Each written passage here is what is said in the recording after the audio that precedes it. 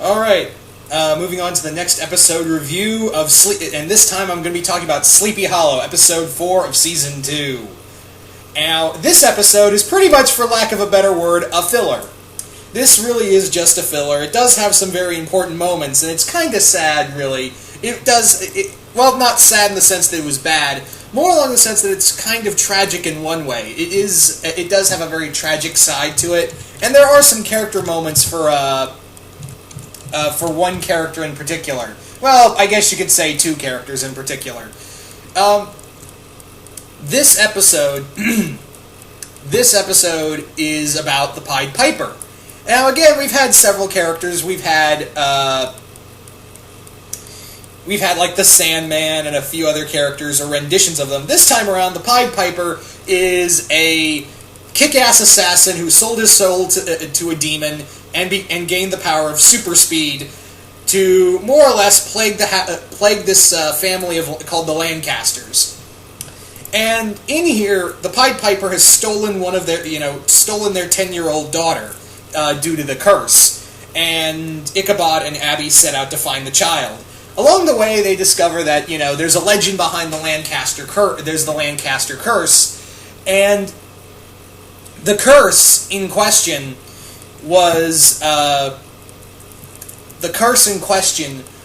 about a garrison of British soldiers who were starting to get a little too chummy with who were garrisoned at the Lancaster house back during the Revolutionary War.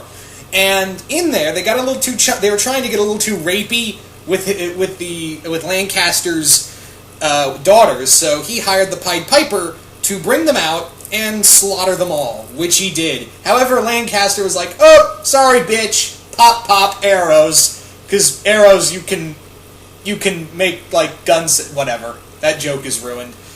And in revenge, the Pied Piper decides, you know what, bitch? You ain't gonna pay me? That's fine. I'm gonna go, steal your kids and make bones out, flutes out of their bones after I torture them and make them starve and die of starvation.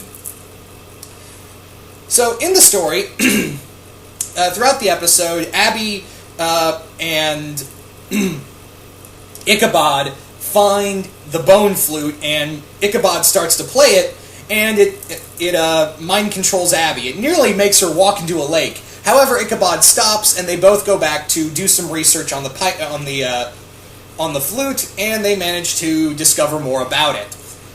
So they then set out to find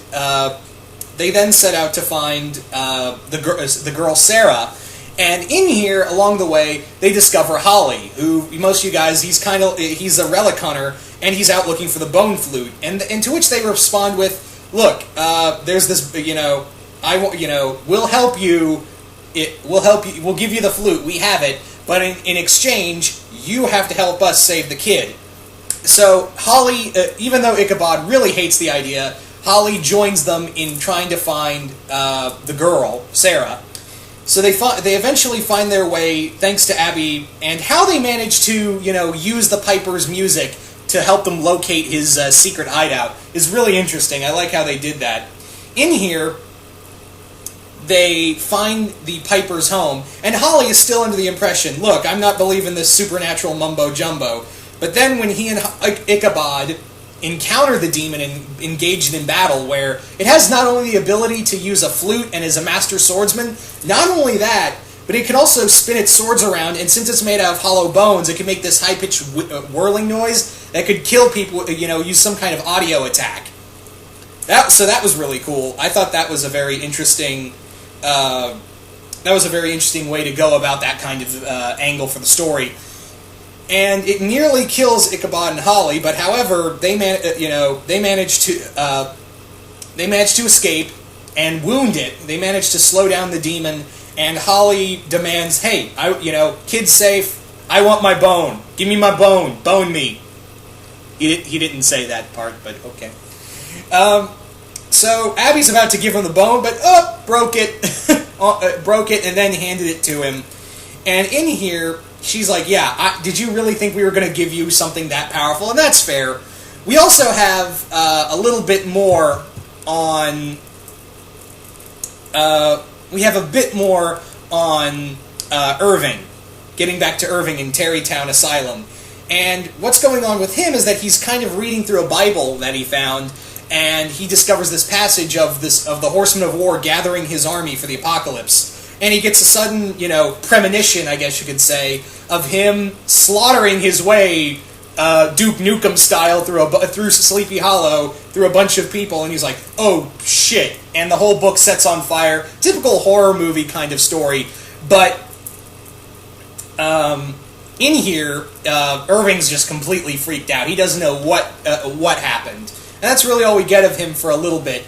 But getting back to the others, what happens next in the story is that Ichabod and Abby bring Sarah back to her family, and the mom doesn't look all too pleased. Like, she was kind of like, okay, yeah, I'm happy my kid's back, and Ichabod's kind of suspicious about it.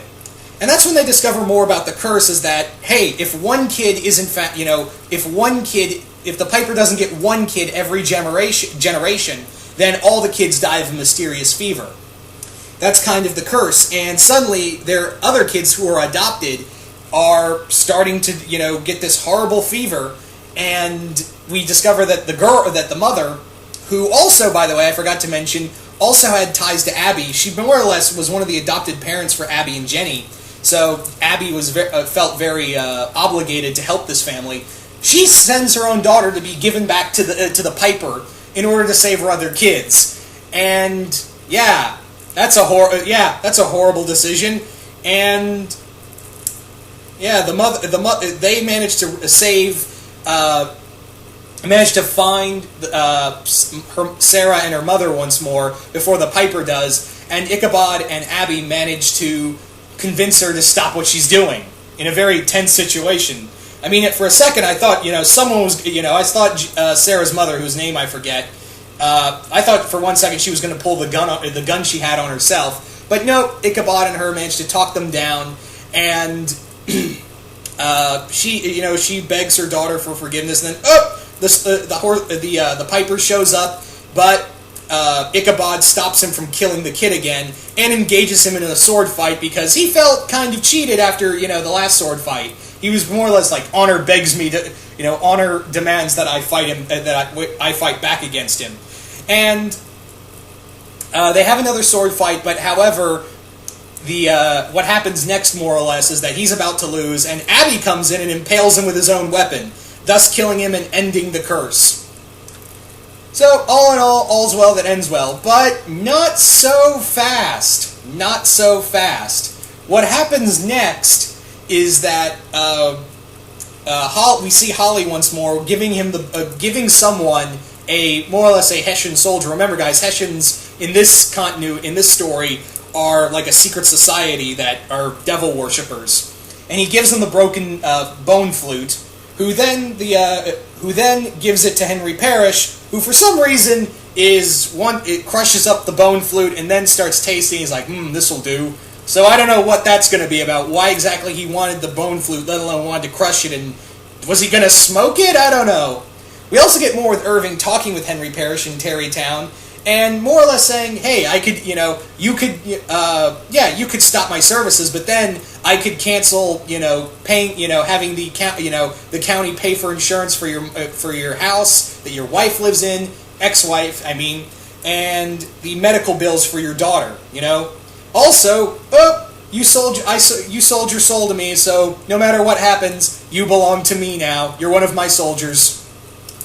And that's more or less how it ends, is that Henry, the Horseman of War, is preparing for something big. Not a lot to talk about in this episode. It was more or less a filler, but I am really curious to see what's going to happen in the next episode, because just from the previews alone, I jumped a few times. I jumped several times. I was like, man, if the previews make me freak out a bit, I'm kind of apprehensive to see the actual episode itself. So I'm really like, this episode might actually scare the crap out of me. Anyway, I really enjoyed this episode. Not a lot. It's cool to see them encounter more characters that are from, unique characters from folklore. And personally, I would like to see maybe they could do something with the Jersey Devil. I'd like to see them bring in the Jersey Devil in an episode. That'd be interesting. I mean, they're not too far from Sleepy. I don't know how far Sleepy Hollow is from New Jersey, but maybe they could bring in the Jersey Devil, like someone captured it for experimenting on it or for demon ritual purposes, and then it escaped and running amok in the forests of Sleepy Hollow. Maybe do something like that. I don't know. Once again, you guys tell me, what did you guys think of this episode? Did you guys like it? Did you guys hate it? Comment below and let me know. And once again, I hope you guys enjoyed this, and I'm out.